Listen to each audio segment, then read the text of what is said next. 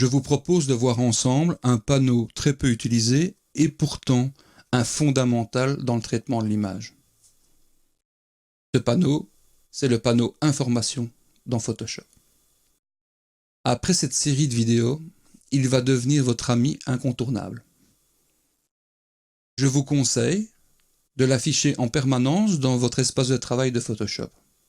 Si vous ne l'avez pas, très simple, dans les menus, Fenêtres, dans la troisième section ici, par ordre alphabétique, Information.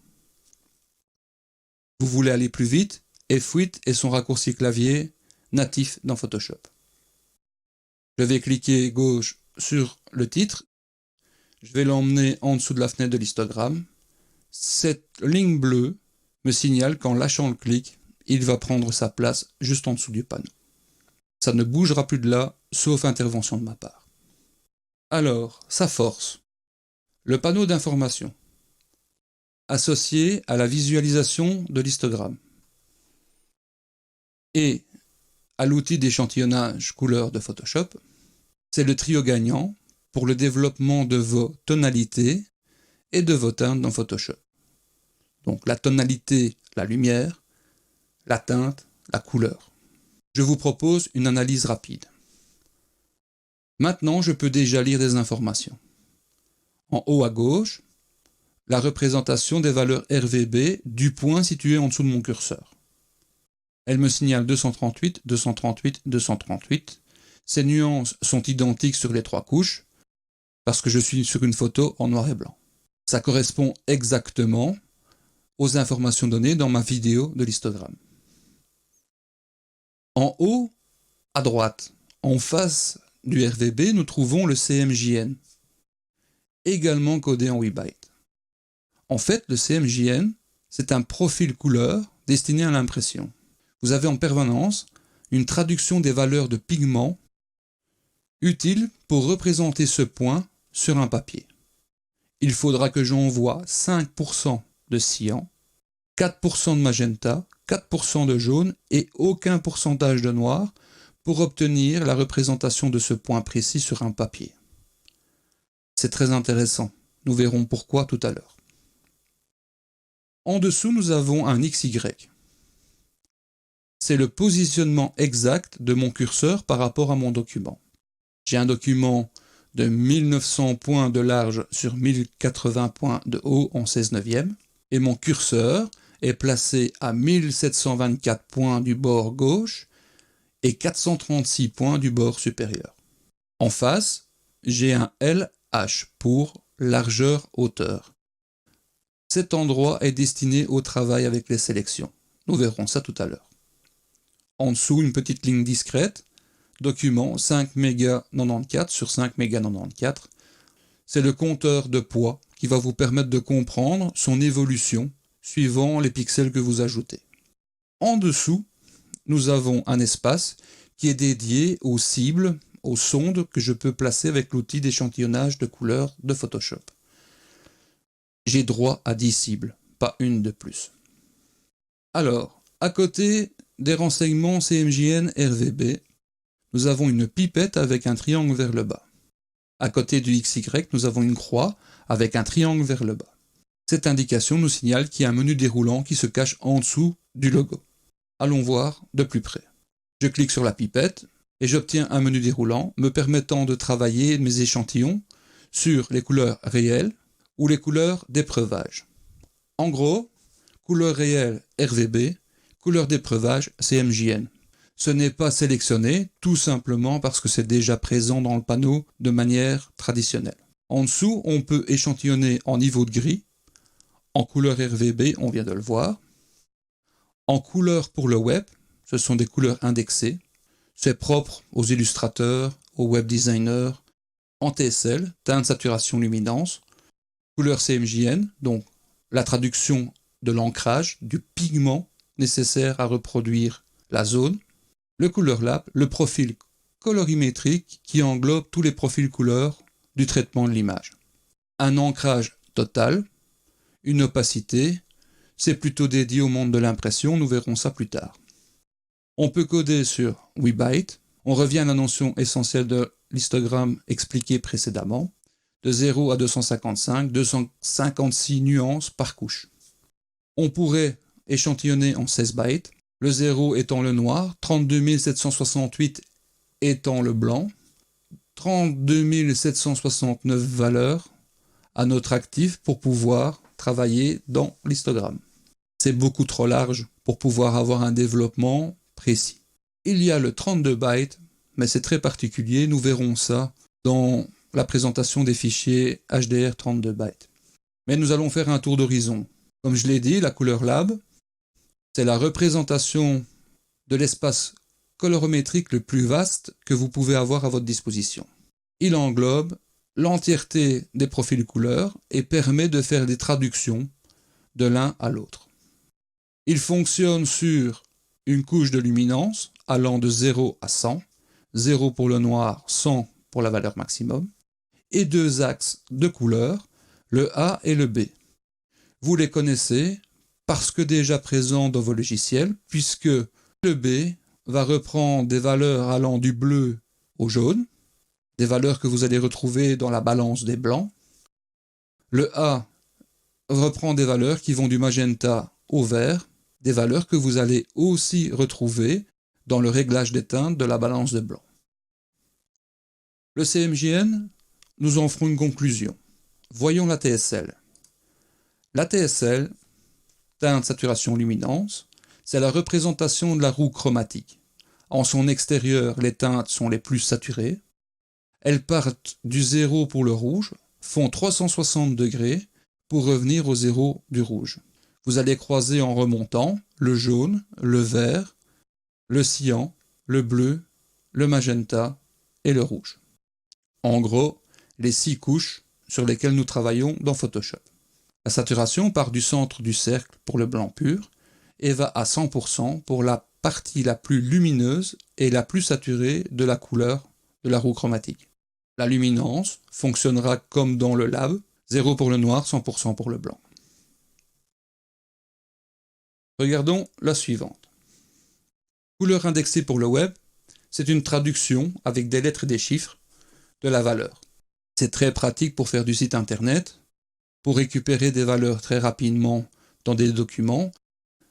C'est souvent utilisé par les illustrateurs, par les web designers, mais ce n'est pas vraiment très utile pour nous en tant que photographe. On n'a pas un retour précis de la valeur et de la luminance de notre pixel.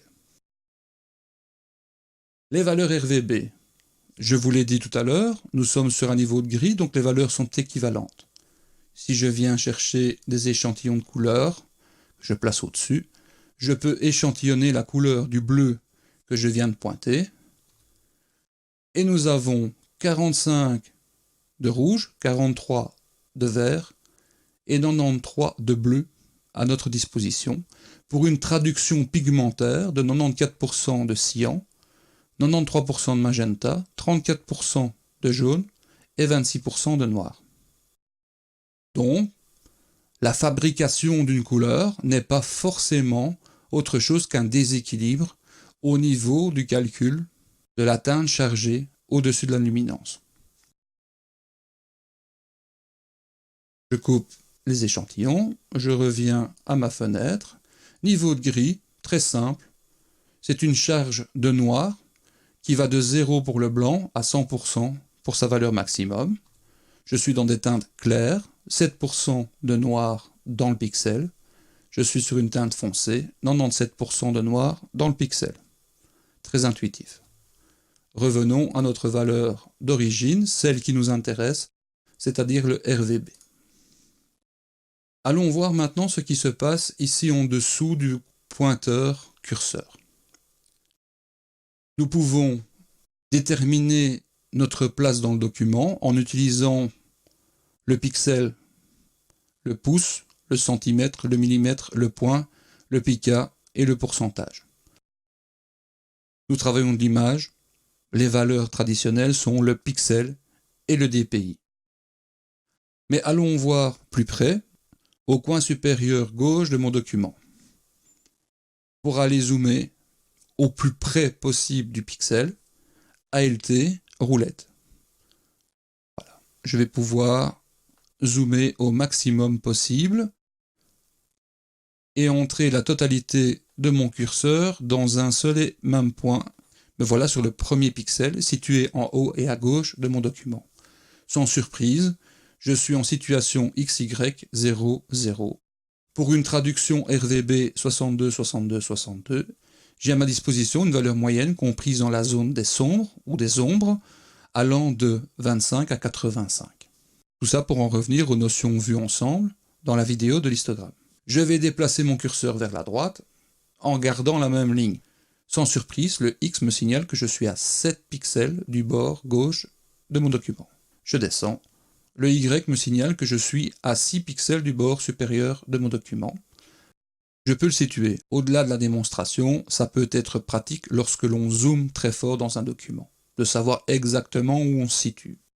Prenons maintenant une sélection et occupons-nous du LH.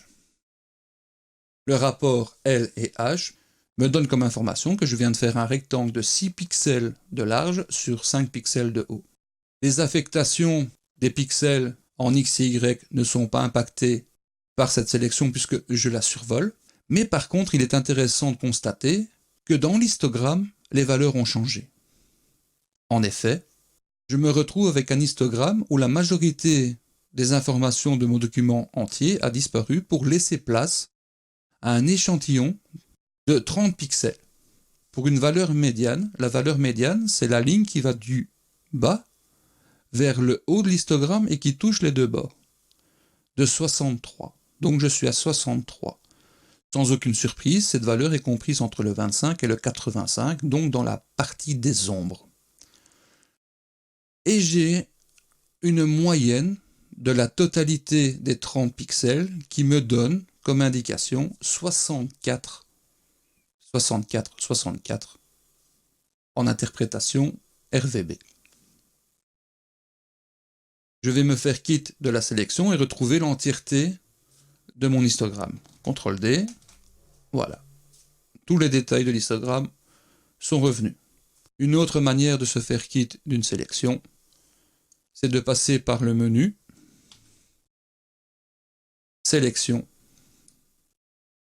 désélectionner, et vous pouvez constater que le CTRL D est bien ce raccourci clavier.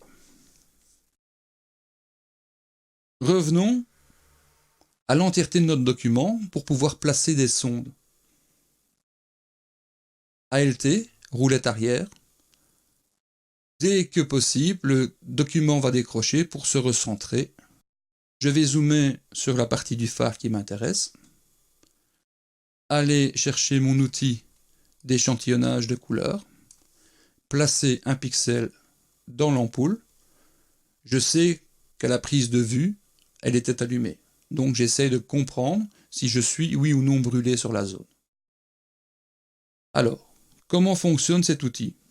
C'est très simple. Dans la barre d'état de Photoshop, mon outil sélectionné est bien la pipette d'échantillonnage. J'ai des options. L'option taille.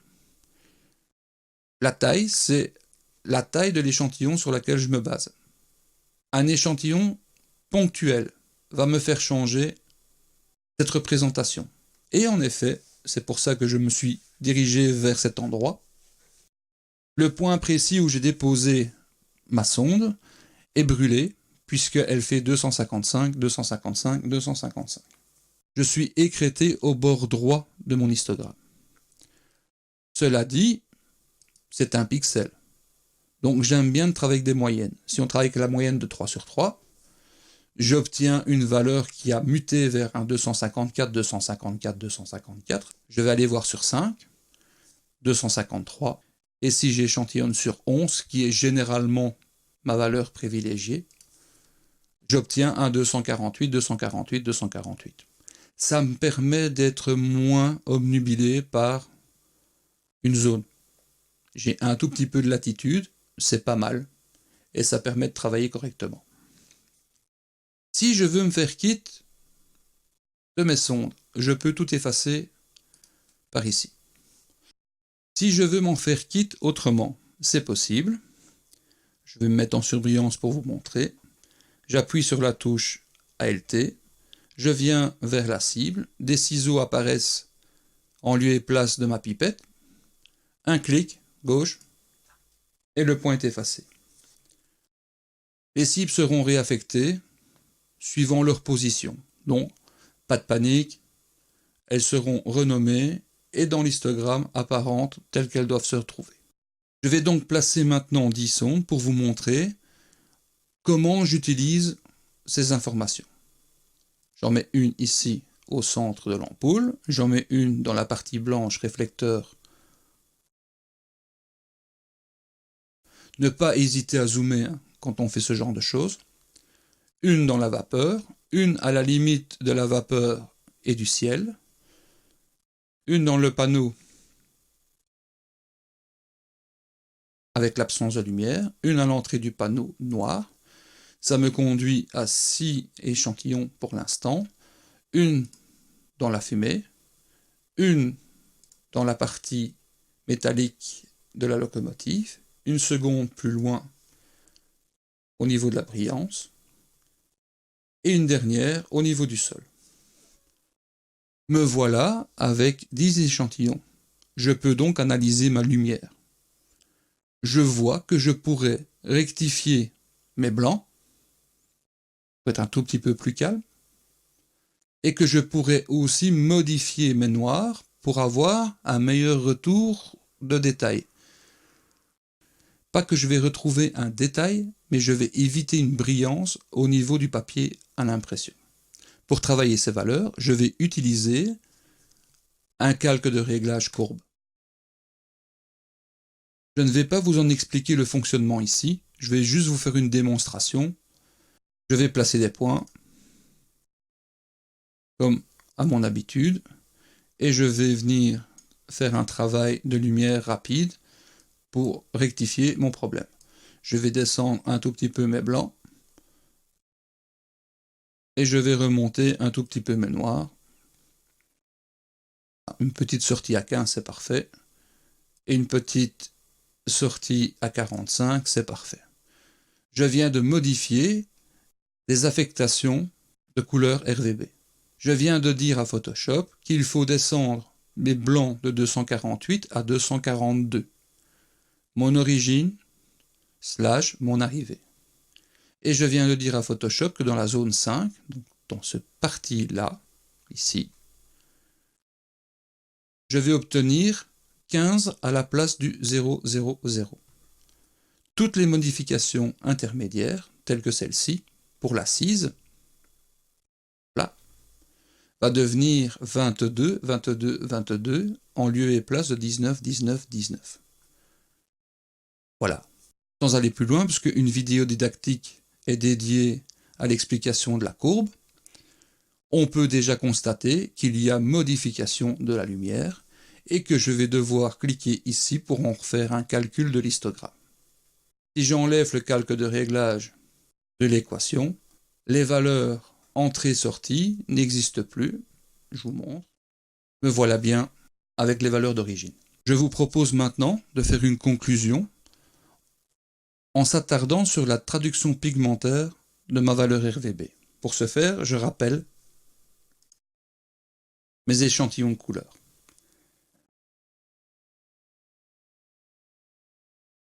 Ce que je vais vous montrer ici, ne l'oubliez pas, c'est juste magique. Je passe sur le bleu. J'ai un retour RVB qui me dit que j'ai 37 en valeur de rouge, 35 en valeur de vert et 92 en valeur de bleu. Sans surprise, le bleu est dominant, comme visuellement sur le carré de couleur.